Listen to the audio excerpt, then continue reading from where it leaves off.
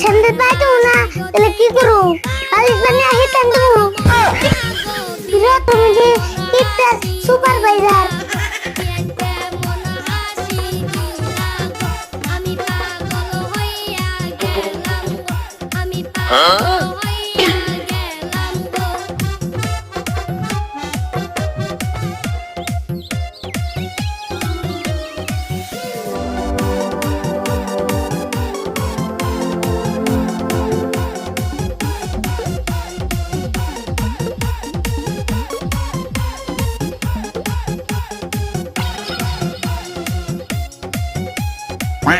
কাকা কি করতেছো?